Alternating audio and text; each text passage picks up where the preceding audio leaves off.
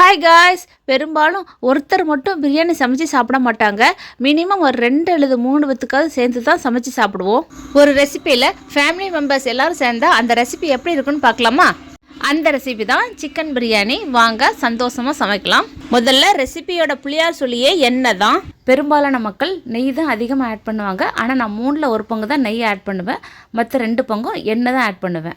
கல்யாண மண்டபத்தில் வரவேற்புக்காக 2-3 பேர் நிற்பாங்க. அவங்க தான் பட்டை, ஏலக்காய், கிராம்பு, பெருஞ்சீரகம், பிரிஞ்சி இலை, அப்புறம் நம்ம தலைவரான பல்லாரி கொஞ்சமும், தலைவியான தக்காளியையும், அப்புறம் கோபமான நபர்கள் பச்சை மிளகாவையும் கொஞ்சம் சேர்த்துடலாம். அது கூட அண்ணன் தம்பியான இஞ்சி பூண்டையும் சேர்த்துடலாம். அப்புறமா பொண்ணு மாப்பிள்ளைக்கான உடன்பிறப்புகள் ரொம்ப முக்கியம் தானே.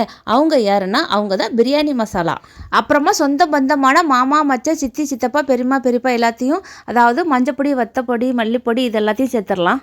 அப்புறமா பேரம்பேத்தியான மல்லி இலை, புதினா இலை அதையும் கொஞ்சம் சேர்த்துடலாம். குடும்பத்தில் வெள்ளந்தி மனம் கொண்டவர்கள் சில பேர் இருப்பாங்க. அந்த வெள்ளந்தி மனம் கொண்ட தயிர் கொஞ்சம் சேர்த்துடலாம். அப்புறமா இந்த நிகழ்ச்சியை நடத்துறதே நம்ம தலைவர் சிக்கன் தாங்க. அதை சிக்கன்னு சொல்லும் போதே வாயில் அப்படியே எச்சி ஊறுது. அப்படி தகன்னு தங்க வட்ட மாதிரி அப்படி மின்னுது பாருங்க. சிக்கன் வைக்கிறதுக்கு தேவையான அளவு தண்ணி ஊற்றிக்கிட்டு, இந்த பொண்ணு மாப்பிள்ளையோட பேரண்ட்ஸே அந்த அரிசி தான். பேரண்ட்ஸ் இருந்தால் தான் நிகழ்ச்சி நிறைவாக நிம்மதியாக இருக்கும். அப்புறமா தேவையான அளவு விஐபியான நெய் கொஞ்சம் சேர்த்துடலாம்.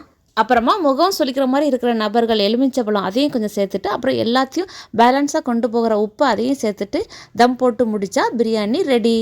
ஃபங்க்ஷனுக்கு வந்தவங்க கோவமாக இருந்தால் கூட அவங்களுக்கு இந்த பிரியாணி கொடுத்து அவங்கள மகிழ்ச்சி ஆக்கிடலாம். இந்த பிரியாணியை எங்கள் சப்ஸ்கிரைபர் ஒருத்தவங்க விரும்பி கேட்டாங்க. அதனால் அவங்களுக்காக செஞ்ச பிரியாணி தான் இது. இதோ இவர்கள் தான் அந்த சப்ஸ்கிரைபர். என்னுடைய சிக்கன் பிரியாணி ரெசிபி எப்படி இருந்துச்சு அப்படின்னு கமெண்ட் பண்ணுங்கள். அவ்வளோதான் ஃப்ரெண்ட்ஸ். இந்த வீடியோ பிடிச்சிருந்தா லைக் பண்ணுங்கள். அடுத்த வீடியோவில் மீட் பண்ணலாம். ஓகே, பாய்.